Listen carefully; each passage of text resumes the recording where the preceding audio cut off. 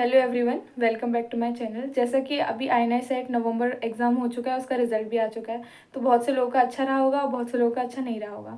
कोई बात नहीं है, आगे बढ़ते हैं और जो मई का जो एग्ज़ाम आने वाला है उस पर फोकस करते हैं। दो एग्ज़ाम, एक INI सेट है और उसके अलावा नीट PG है।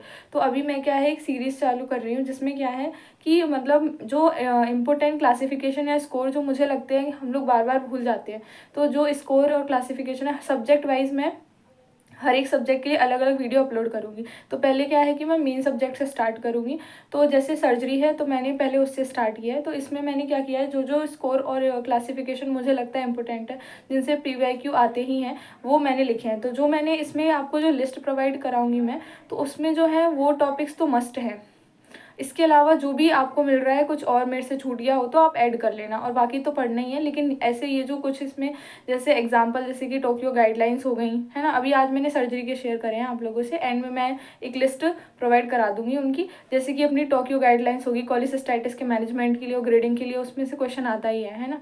टोडानी क्लासिफिकेशन हो गया, बिस्मुथ स्ट्रैसबर्ग क्लासिफिकेशन हो गया, वेल्स क्राइटेरिया हो गया। उस पर भी मैंने मतलब प्रीवियस ईयर में देखे थे 2-3 क्वेश्चन। तो उसको भी मतलब उसमें भी नंबर वाइज करके फिर ऐड करके पूछते हैं कि कौन से उसमें आएगा, तो वो भी आना चाहिए है ना। तो उसके लिए पूरा स्टार्टिंग से पूरा कि एक्सक्लूसिवली मतलब साइन क्या क्या है, तो उसके वेल्स क्राइटेरिया अलग से, तो वो पढ़ लेना अच्छे से।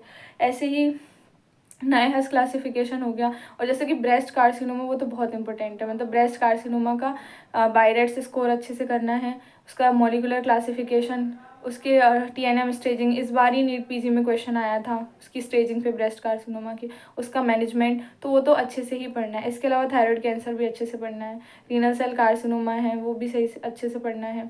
इसके अलावा कोलोन कैंसर का मैनेजमेंट है, वो अच्छे से पढ़ना है। लिम्फ नोड कौन कौन से लेवल पे इन्वॉल्व रहती हैं, कितना कितना रिमूव करते हैं, नंबर पूछते हैं। और जैसे ट्रॉमा से रिलेटेड जितने भी स्कोर है ना, सब पढ़ लो। और GCS अच्छे से याद कर लेना, क्योंकि उससे क्वेश्चन आता ही है। और देखने में ऐसा लगता है कि इट इज़ वेरी सिंपल, जब लेकिन आप एग्जाम में करते हो ना, जब आप रीड करते हो क्वेश्चन को, और जब एकदम से मतलब छोटी छोटी चीज़ें ना वो मिस आउट हो जाती हैं। तो मतलब ये है कि GCS स्कोर अच्छे से पढ़ लो, याद कर लो, पर उसके क्वेश्चन भी प्रैक्टिस करो। क्योंकि क्वेश्चन में ना कुछ इधर उधर वर्ड होके, मतलब सोचो GCS स्कोर इतना सिंपल है, फिर भी उससे भी क्वेश्चन गलत हो जाते हैं, तो वो गलत नहीं होना चाहिए। तो वो अच्छे से पढ़ना है। इसके अलावा SIRS हो गया, एटलांटा क्राइटेरिया है, वो तो याद करनी है। मतलब थोड़ा ऐसे डिवीजन करना सीखो कि जैसे कभी कभी क्या पूछते हैं कि कुछ कुछ ऐसे स्कोर है जिनमें वो डीप जाते हैं, कुछ कुछ क्लासिफिकेशन है। जैसे चाइल्ड पोग स्कोर होगा तो वो पूरा पूछते हैं उसमें कि कौन से में आएगा, है ना, माइल्ड मॉडरेट सीवियर। तो इस तरीके से कुछ कुछ स्कोर का सबका याद रखना है। जैसे एटलांटा क्राइटेरिया है, चाइल्ड पोग स्कोर है, वो अच्छे से याद रखना है। बाकी जैसे कुछ कुछ याद रख लोगे कौन कौन से स्कोर हैं जो पेनक्रेटाइटिस में यूज़ होते हैं, जैसे रैंसन हो गया, बाल्थेजार ग्रेडिंग हो गई। तो इस तरीके से थोड़ा याद होना चाहिए। फॉरेस्ट क्लासिफिकेशन कहाँ यूज़ होता है, ब्लीड क्राइटेरिया कहाँ यूज़ होता है, ठीक है। तो इस तरीके से मतलब जब भी कोई भी क्लासिफिकेशन का नाम आए तो तुम्हारे दिमाग में क्लिक करना चाहिए कि हाँ भाई ये उससे रिलेटेड था। और सर्जरी में क्या है कि मतलब कभी कभी क्या है कि वो TNM स्टेजिंग भी पूछ लेते हैं। तो जब अगर तुम पढ़ोगे ना, जितनी भी GIT कैंसर है ना, लगभग सबकी जो स्टेजिंग है वो सेम है।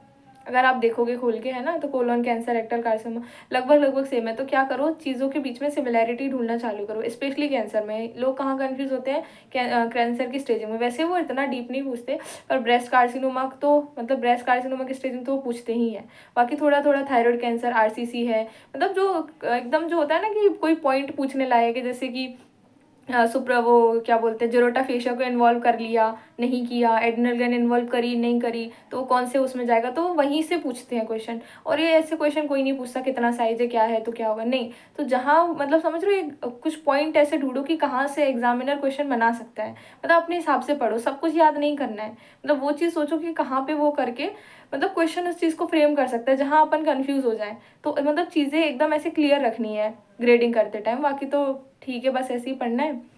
और बाय बाय गाइस, मिलते हैं नेक्स्ट वीडियो में। Stay tuned.